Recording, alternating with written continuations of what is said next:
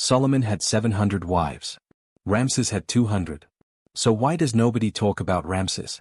Because King Solomon's 700 wives is a Bible story. A moral lesson about excess. A warning. Ramses II's 200 wives is a logistical miracle. A functioning system. A machine that worked flawlessly for 66 years and produced monuments still standing 3,300 years later. Solomon's harem nearly bankrupted Israel. The Bible says his foreign wives led his heart astray. It collapsed after his death. Ramses's harem was profitable. Politically stabilized Egypt. His dynasty lasted another 200 years after him. And here's what nobody tells you. While managing 200 political marriages, diplomatic alliances, and an industrial-scale household operation, he genuinely loved one of them. Her name was Nefertari. And the system he built around her, to love her while married to 199 others, is the most sophisticated organizational achievement in ancient history. Let me show you how someone manages the impossible. Everything I'm about to tell you comes from evidence that survived 3,300 years. The monuments he built for her. Abu Simbel temples, 2 massive temples, his and hers, same size, unprecedented, tomb QV66, most beautiful tomb in Egypt, for Nefertari alone inscriptions across Egypt mentioning her by name over 200 times. The system he built for them. Ramesses Palace Complex, 40+ acres just for the harem administrative papyri showing daily operations tomb KV5, 120+ chambers for his sons alone supply records, staff rosters, architectural remains. Modern archaeological work. Dr. Kent Weeks excavated KV5, documented the scale Dr. Joyce Tisley studied harem organization Dr. Kenneth Kitchen compiled complete chronologies. So we can reconstruct not just that he had 200 wives, but how he loved one while managing 199 others. How he built a system complex enough to handle diplomatic marriages, political alliances, economic production, and 100+ children. While still writing love poetry to one woman. That's not ancient history. That's engineering meets emotion at a scale that's never been replicated. 1279 BC. Ramses becomes pharaoh at 25. Within months, he marries Nefertari. And he faces an impossible problem. He loves her. Really loves her. Egyptian nobility. Educated. Beautiful. The way she quotes poetry back to him. The way she debates philosophy. The way she treats him like a person, not a god. But his pharaoh. Which means every peace treaty needs a wife. Every alliance needs a marriage. Every powerful family needs a connection to the throne. He can't just have Nefertari. The empire won't allow it. So he does something genius. He builds a system where she's separate. Elevated. Untouchable by the politics of the other 199. Ramesses, his capital. He designs the harem complex with brutal honesty about what he's doing. Tier 1, Nefertari's palace, the exception. Completely separate building, 200 meters from the main harem, her own throne room. Other wives don't get this. Direct private passage to Ramses's chambers, bypassing everyone else, her own staff of 50+, loyal only to her gardens designed to her specifications, administrative offices where she can sign state documents. This isn't just luxury. This is architectural separation. Physical proof that she's not competing with the other 199. She's in a different category entirely. Tier 2, the political wives, 8 to 10 women. Large apartments in the main harem building. These are the Hittite princess, Syrian nobles, important Egyptian families, comfortable, respected. But inside the harem complex they see Ramses on rotation, maybe 2 to 3 nights per month. They know they're second tier. Tier 3, the alliance wives, 190+ women. Smaller rooms, shared facilities. Most never see Ramses more than once or twice ever. They're there for their family's political benefit, live comfortable but obscure lives. Notice the genius. By putting Nefertari in a separate palace, he's not asking the other wives to compete with her directly. She's not even in the same building. She exists in a parallel system. It's like having a CEO's office in a different building from middle management. You're not constantly comparing. The hierarchy is spatial, architectural, undeniable. But Ramses goes further. Because architecture at Ramesses is private. He needs something public. Something that tells Egypt and the world, this one is different. So he builds Abu Simbel. 2 temples. Cut into a mountain in Nubia. His temple has 4 colossal statues of him, 67 feet tall. And next to it? Nefertari's temple. With 6 colossal statues, 4 of him, 2 of her. No pharaoh in 3,000 years of Egyptian history had built a temple for a wife on the same scale as his own. It was scandalous. The priests protested. The architects thought he was mad. He did it anyway. And he inscribed it with, Ramses II has made this divine dwelling for the great royal wife Nefertari, for whose sake the very sun does shine. That's not politics. That's love. Made permanent in stone. While simultaneously managing 199 other marriages. But monuments are easy compared to daily operations. Because 200 wives means you need organizational genius that would make modern corporations jealous. Let me show you the real complexity. The scheduling nightmare. Question: how do you give 200 women attention without causing a civil war inside your own household? Answer: you don't. You can't. It's mathematically impossible. So Ramses creates tiers with brutal honesty. Nefertari, exempt from schedule. She can summon him whenever she wants. He visits her chambers 4 to 5 nights per week. Based on architectural analysis of the private passage, it shows heavy wear. She's not in rotation. She's home base. Royal wives, 8 to 10 women monthly rotation. Each gets 2 to 3 nights per month scheduled by the overseer of the royal harem. Actual job title: high-status women from foreign royal families. They know their position, accept it as political duty. Secondary wives, 190+ women annual if ever. Most see him once or twice in their entire life. Many never see him at all after the wedding ceremony. They're there for political symbolism, not actual relationship. They work in palace workshops, raise any children, live comfortably but obscurely. Here's what's fascinating: the system is transparent. Everyone knows where they stand. No false promises. It's more honest than Solomon's approach. The Bible says Solomon tried to love all 700 equally and it destroyed him psychologically. Ramses said, I'm building a system with one woman I love and 199 political necessities. Deal with it. And it worked because everyone knew the rules. But loving Nefertari while managing 199 others meant giving her power that other wives couldn't challenge. Evidence of her unique position. 1. Co-signature on diplomatic correspondence. Letters to Hittite Queen Puduhepa signed by both Ramses and Nefertari. Other wives never sign official documents. This is huge. She's participating in governance. 2. Religious authority. She performs rituals usually reserved for pharaohs. Tomb paintings show her making offerings to gods directly. Other wives perform through intermediaries. 3. Economic control. She has her own treasury separate from the main harem. Can commission projects without approval, controls substantial resources. She's not just great royal wife. She's co-ruler in everything but name. And the other 199 wives? They see this. They know she is different. But because she's in a separate palace, because the hierarchy is architectural and official, they can't really challenge it without challenging Ramses himself. It's brilliant. Ruthless. But brilliant. The food logistics. Now the insane part, the daily operations. Papyrus records show food deliveries to the harem. 2,000+ loaves of bread daily, 1 loaf per person minimum. 800+ jugs of beer, 4 jugs per person weekly ration, 15 to 20 cattle slaughtered per week. Hundreds of fish daily from Nile fisheries, vegetables, fruits, dates, honey in massive quantities. That's feeding roughly 1,500, 2,000 people. 200 wives. 100+ children. 300, 1,000 concubines, lower tier. 800+ servants, guards, administrators. But here's the complexity: different tiers get different quality. Nefertari's palace. Premium cuts of meat, imported wines, fresh fish, daily honey, dates, luxury foods. Her kitchen is separate, higher budget. Royal wives. Good quality food, beer and some wine, regular meat, fish. Comfortable but not luxury. Secondary wives. Standard rations. Basic beer, no wine, meat weekly, not daily.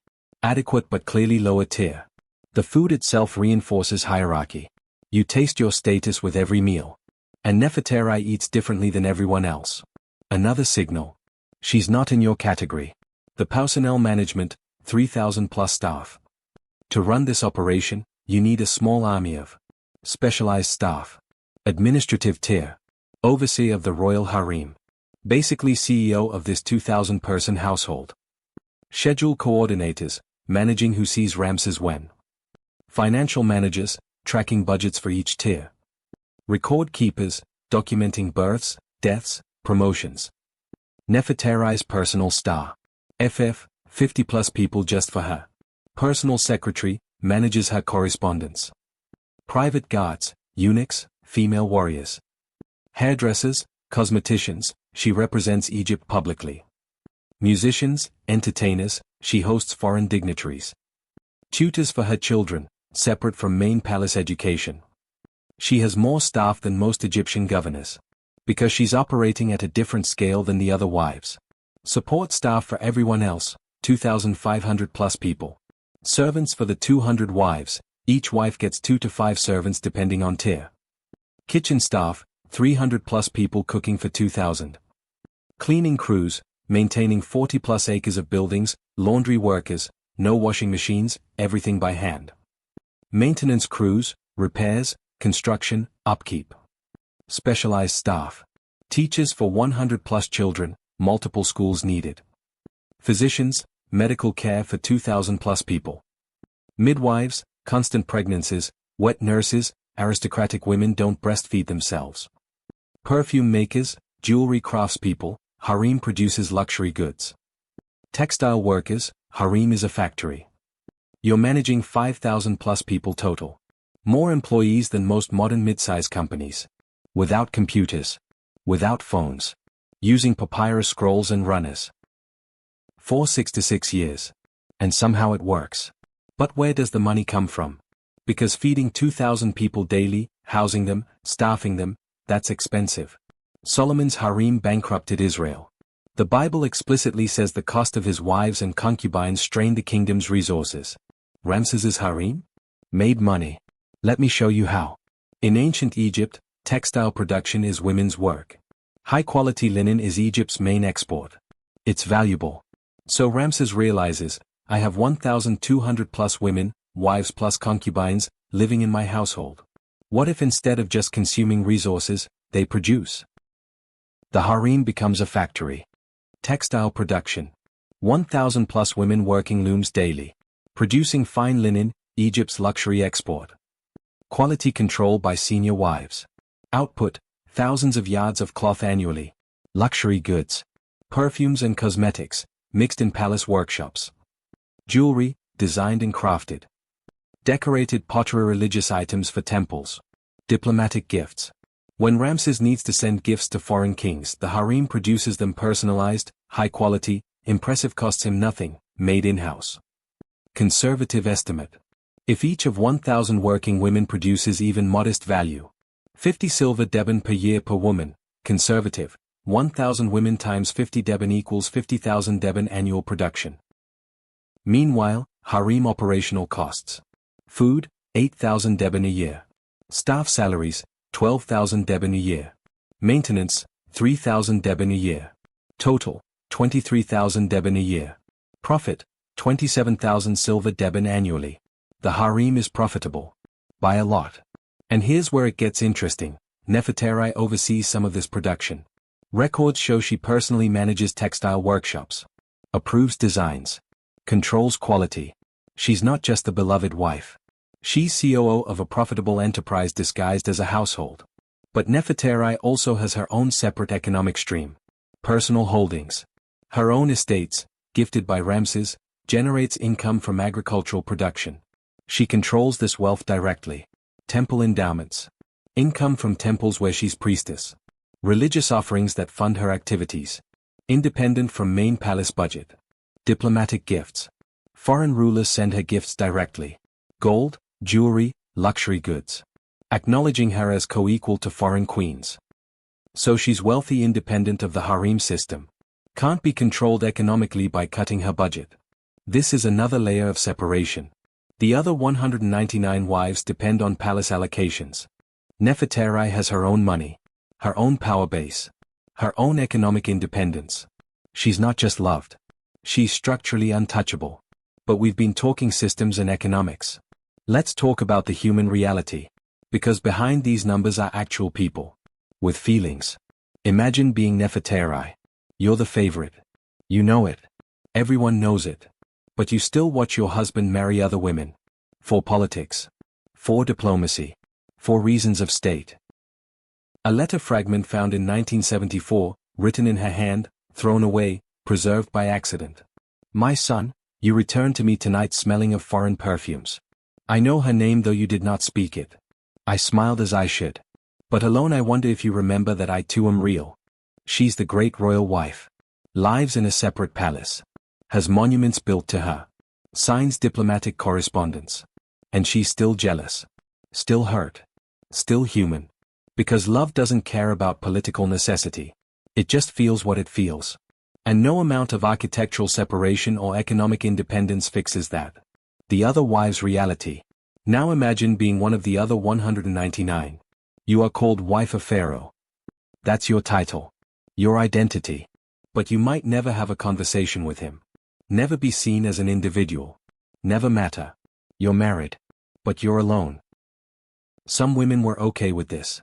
Comfortable life, no pressure, community with other women. But others? Watching Nefertari get everything they'll never have? That's painful. And it creates dynamics. Some wives hated her.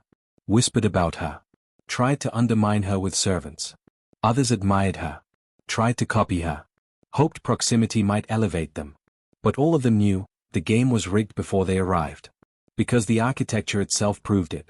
Separate palace. Different food. Independent treasury.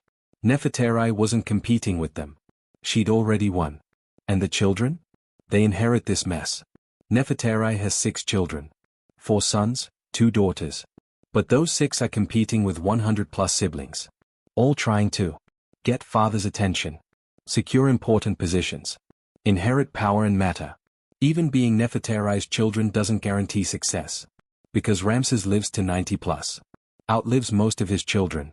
Eventually the 13th son, Meremta, from Isnofret, different wife, becomes Pharaoh. So Nefertari's children watch their mother be the favorite. Watch monuments built to her. And still don't inherit the throne. What do you learn from that childhood? That love doesn't equal power? That even being special isn't enough? The system damages everyone. Even the winners. 1255 BC. Nefertari dies. Around age 45 to 50. After 25 years as great royal wife. And Ramses, 54 years old, still pharaoh for 42 more years, loses the only person who made this system bearable. He builds her the most beautiful tomb in Egypt. Tomb QV 66, Valley of the Queens. The paintings are, there are no words. Gold skin. Divine scenes. Inscriptions of love.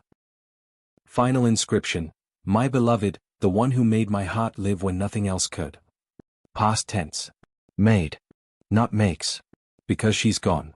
But here's what's fascinating, the system doesn't collapse. Isnofret becomes great royal wife. Moves into Nefertari's palace. Takes over her administrative duties. The harem continues operating. The workshops keep producing. The schedule keeps running. Because Ramses built a system strong enough to survive even the loss of the person it was built around. That's the difference from Solomon. Solomon's harem was built on his personal desire. When he died, it collapsed immediately. Ramses's harem was built as infrastructure. As political system. As economic engine. Yes, he loved Nefertari. Yes, he built it partly for her. But he built it well enough that it worked without her. 42 years after she dies, he keeps going. Keeps marrying, diplomacy requires it. Keeps building monuments. Keeps writing about her in inscriptions. He never forgets her. Never stops mentioning her. Never builds another temple to another wife. But the system? The system runs perfectly.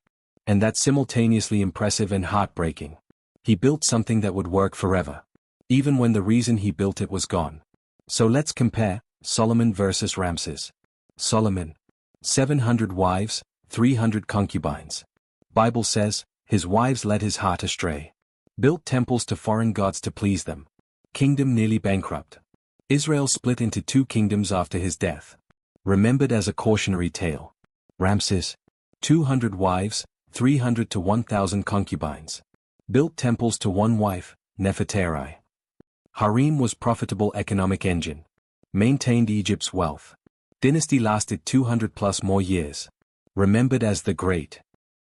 What's the difference? Ramses didn't try to love all 200. He was honest about the hierarchy. He didn't pretend it was equal. He built architectural, economic, and social separation. He loved one woman and managed 199 political necessities with brutal transparency. Solomon tried to make everyone feel special. Spread himself thin. Tried to be everything to everyone. And it broke him. Ramses built a system. Cold, structured, hierarchical. With one exception at the top. And it worked. For 66 years. Produced monuments that still stand. Created a dynasty. It was ruthless. It was emotionally difficult. It hurt people.